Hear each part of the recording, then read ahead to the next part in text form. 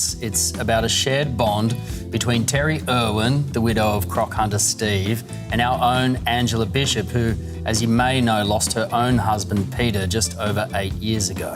Their aim, an honest chat about how to be a good parent when you've lost the love of your life. She didn't cry when she lost him. She didn't cry when the world fell silent. But the night Terri Irwin watched her son Robert walk into that ballroom, something inside her completely shattered.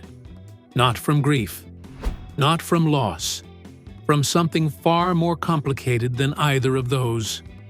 Robert Irwin has spent his entire life carrying a name that weighs more than most people will ever understand. And for years, the world assumed they already knew his story. They didn't. What Terri witnessed that night, which broke her open in front of millions, had been quietly building for 2 decades. And the truth behind it is far more layered than anyone expected. Stay with us. Everything is about to make sense. He never got to know him. Robert Clarence Irwin was born on December 1st, 2003, in Queensland, Australia. And he was the second child of Steve and Terry Irwin, younger than his sister Bindi by 5 years. By all accounts, he was a cheerful, curious kid who seemed to carry his father's energy from the very beginning. But here is the detail that changes everything about Robert's story. He was 2 years old when Steve Irwin died. On September 4th, 2006, Steve was struck in the chest by a stingray barb while diving at Bat Reef near Port Douglas. He was 44 years old. Robert was not yet 3. He has no real, personal memory of the man the world called the crocodile hunter. Think about what that actually means. Every piece of knowledge Robert has about his father came from footage, from interviews, from the way people's eyes change when they realize who he is, from the stories Terri told him quietly, carefully, and across years of bedtime conversations she has never fully shared in public. There is a particular kind of grief that comes from losing someone you barely got to meet. It does not feel like losing a person. The cameras were focused on Terri holding things together and on Bindi's increasingly public presence. Robert stayed mostly in the background, smiling in family photos, making brief appearances on wildlife segments, carrying his father's name without yet knowing the full weight of it. But the weight was building. Terri, in various interviews across the years, has described what those early seasons were like. She has said she had to learn how to run a zoo, raise 2 children, and keep functioning for the world all at the same time, all while personally devastated.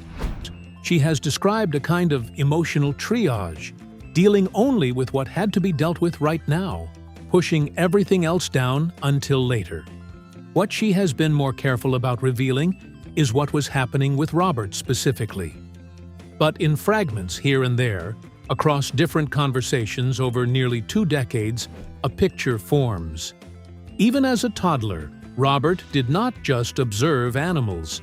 He interacted with them in a way that startled people who knew what they were watching. Not recklessly, not for show, with a calm, instinctive ease that had no obvious explanation, given how young he was. Terri noticed it early. She did not say much about it publicly. She watched. By age 4, Robert was already appearing on television alongside Terri and Bindi. Audiences picked up on something immediately. This was not a child performing for a camera because he had been coached to. Something was operating beneath the surface of those appearances, a genuine connection to what he was doing that looked less like a child mimicking his father and more like something that ran in the blood. Nobody fully named it then. The world was not ready to look at Robert that carefully yet. But Terri was watching, and she already knew something was happening that she did not fully have words for. She saw Steve in her son's eyes. There is a moment in every family that has lost someone too soon. A moment when a child does something so specific, so unmistakably familiar that the person watching them cannot breathe. For Terry, that moment did not come once. It came again and again, across years, and each time it hit differently. And as Robert moved through his early teens, the physical resemblance between him and Steve became the kind of thing that stopped longtime fans mid-sentence. The same build, the same boundless, uncontainable energy when a camera turned on. The same complete lack of hesitation around animals that would make most trained adults quietly reconsider their choices. But the resemblance went beyond the physical. Terry has described, across multiple interviews, moments where Robert would say something or tilt his head a certain way while talking about a particular creature, and it would become almost impossible to separate what she was seeing from a memory she had been carrying for years. She has said, more than once, that there are moments where Robert does something specific, and it genuinely feels like Steve is standing in the room. But she always says it with tears already forming. Because for Terry, those moments carry two things at once: joy and grief arriving at the same second. So tangled together, they cannot be separated. You cannot have one without the other. The happiness and the loss are the same feeling, wearing different faces. Around 2024, Robert himself began speaking about his father with an emotional depth that caught interviewers off guard. He talked about what it meant to grow up knowing that his father had been a father figure to an entire generation, not just to his own children, but to millions of people watching television across the world. He spoke about how lucky he felt, but he said it carefully in a way that made clear he had genuinely wrestled with that feeling rather than just landing on it easily. So you raise children, hoping they turn out to have this kind of emotional intelligence? You also quietly dread it, because it means they have been carrying things you could not fully protect them from. The world was starting to see what Terry had been watching privately for years. The resemblance was no longer something casual observers could wave off as a cute coincidence between a famous father and his young son. Robert was not becoming Steve. He was becoming himself. But the echoes were everywhere, and Terry felt every single one. Nobody saw this coming. Here is what the easy version of Robert Irwin's story looks like. He is the son of the most beloved wildlife personality in history. He stays connected to the Australia Zoo. He shows up at events, talks about conservation, and keeps the name alive. The public accepts this, and nobody asks for more. That version was available to him. He chose a different one. By his early teens, Robert had begun making regular appearances on The Tonight Show starring Jimmy Fallon. Irwin, how you doing, buddy? Oh, I am Butte Bonza, thank you. How are you? I'm good. Bringing animals into the studio and handling them with a composure and depth of knowledge that consistently surprised audiences. He was not playing a character. He was not leaning on his last name as a shortcut. He was simply himself, genuinely excited, genuinely knowledgeable, and naturally funny in a way that cannot be faked for a camera that is watching closely. His conservation message came through not as a rehearsed talking point, but as something he actually lived. Robert consistently came across as the former. It shaped how people responded to him. Then there was the photography. Robert turned what began as a personal interest into a serious body of work. His wildlife photographs ended up in galleries internationally. In 2020, he took first place in a major wildlife photography competition for an image of an Australian forest destroyed by bushfire. The photograph was not just technically accomplished, it was emotionally precise. The kind of image that makes a viewer feel the loss of something before they have fully processed what they are looking at. Terry saw that photograph and understood immediately what Robert was doing. He was not just documenting, he was building an argument quietly, through images for why any of this mattered. that argument was entirely his own. But it was not a continuation of Steve's legacy. We're so excited for this gala dinner, and it's all about continuing Dad's legacy. So much as it was a new chapter written by someone who had grown up inside that legacy and figured out what he specifically had to say. His conservation advocacy was not framed around nostalgia. It was framed around data, around urgency, around the real-time disappearance of species and habitats that he could document with his own camera.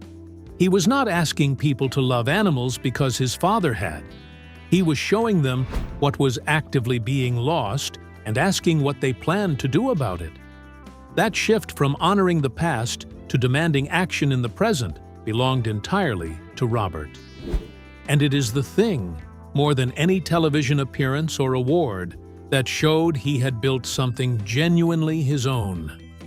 Terry had been quietly hoping for exactly this, and quietly terrified it might not happen.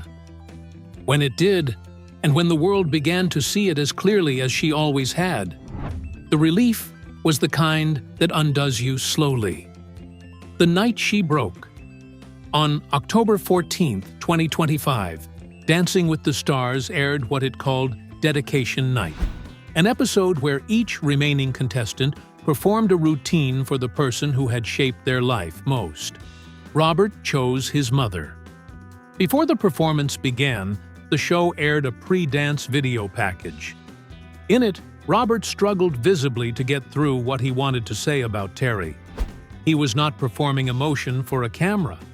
He was actively fighting to keep himself together. He talked about being 2 years old when he lost his father. He talked about how, as he grew older and began to understand what that period must have actually been like for Terry, running the Australia Zoo, raising 2 children under constant public attention, holding a global conservation legacy together, while personally devastated, his understanding of what she had done deepened into something he could not fully put into words. He said that at every milestone in his life, where he quietly wished his father had been there, Terry was there instead. Around what it costs a mother to hold that much together, and what it means to a son who spent his entire life watching her do it. When the last note ended, Robert walked directly off the floor and into Terry's arms. Bindi, seated nearby, ran out to join them. The 3 of them held each other in the middle of the ballroom. The audience went silent for a moment before erupting. The judges were visibly shaken. One said that Steve was watching and smiling. Another judge, who had partnered Bindi on the same show a decade earlier, could not finish his feedback. He was crying. The entire room had shifted into something that no longer felt like a competition. Afterward, Terry described the moment the way she describes most things she cannot fully find words for, by focusing on what she observed rather than what she felt. She said it was like seeing Steve again, but it was also completely and unmistakably Robert. She has always been careful to hold both of those truths at the same time, because letting one cancel the other would not be honest. And she posted publicly that it was a night she would never forget, and that her son was not only a beautiful dancer, but a wonderful person. The clip circulated for days. Millions of people who had never followed the Irwin family closely found themselves watching it. But that was not the only night. On November 11th, the anniversary of Steve's death, Robert performed a foxtrot alongside Bindi to a song Bindi had once used to honor their father during her own season of the show, a decade earlier. Childhood footage of Robert and Steve played across the ballroom floor during the routine. Robert finished the dance in tears. The judges awarded a perfect score. In the days that followed, Robert reflected publicly on the performance. He said that carrying his father's legacy was not a burden. My family's legacy and what my mum and dad started. You know, it was a reminder for me that I think legacy is probably the most important part of my life. It was a direction, that everything he did, but he felt his father somewhere inside it. Terry watched every single performance, every week. And every time, the reaction was the same. A woman who had spent nearly 20 years staying strong for everyone around her, briefly and visibly, unable to hold all of it together. Because what she was watching was not just her son dancing on a competition show. It was proof of something she had spent 2 decades quietly working toward. He was hiding this the whole time. By the time the season 34 finale arrived on November 25th, 2025, the conversation around Robert Irwin had changed. He had stopped being described primarily as the crocodile hunter's son, who was doing well on a reality show. Robert Irwin is the son of the legendary crocodile hunter, the late Steve Irwin, and Robert is now a wildlife conservationist, zookeeper, photographer. He had become the story itself. What made the finale stakes higher than they already were was something that came out in the days beforehand. His partner had mentioned it in a pre-finale interview, describing how the production team had quietly adjusted portions of the choreography, and how Robert had simply decided to push through without making it a public issue. When asked about it directly, Robert acknowledged the pain, but framed it the way he frames most things, not as a sacrifice, but as a choice he made, because stopping was not something he was willing to consider. About what it looks like when someone has spent their entire life watching their mother absorb more than she should have to and keep going anyway, not for an audience, not for applause, but because the work required it. On the night of the finale, Robert and his partner delivered 3 routines. The energy in the room is built through each one. Their final freestyle drew a standing ovation before the scores were even announced, with one judge calling it a near-perfect performance, without any exaggeration. The vote totals from that night represented one of the most engaged finales the show had seen in several seasons, tens of millions of votes cast in a single evening. When the winner was announced, Robert Irwin was named the season 34 champion. And new champions of Dancing with the Stars are Robert and Whitney! Alex and Val, fantastic job on making it to the finale. You're amazing. Joining his sister Bindi in the winner's circle exactly a decade after her own victory on the same show. The symmetry was not lost on anyone in that room, certainly not on Terry. In the days after the win, Robert gave a television interview that became one of the most widely shared moments from that entire period. He described what Terry had done after Steve died keeping the Australia Zoo running, to raising 2 children under constant public scrutiny, maintaining a conservation mission while personally shattered, and said he got emotional just thinking about what it had actually cost her. He said she was extraordinary. He said the world had underestimated her from the beginning, the recognition of what it actually took. Terry, watching him say all of that, understood something she perhaps had not let herself fully believe until that moment. She had done it. Not just kept the legacy alive, not just held the family together. She had raised someone who could see clearly, feel deeply, and carry all of it forward without being crushed by its weight. That, more than anything else that had happened in those weeks, was what the tears were really about. Steve Irwin once said in footage, Robert has since watched and described as deeply emotional to experience that his ultimate goal was to one day step back and let the next generation take the mission forward. That the moment he could do that would be the moment he knew he had truly succeeded at what he set out to do. He never got to have that moment. He was 44 years old when he died. Robert was 2. What came next was a 21-year-old standing in a ballroom holding a trophy, speaking about his mother with the kind of clear-eyed, earned gratitude that takes a lifetime to grow into. A young man who had turned grief into purpose, pressure into identity, and a name that could have been a cage into something that looked from the outside like wings.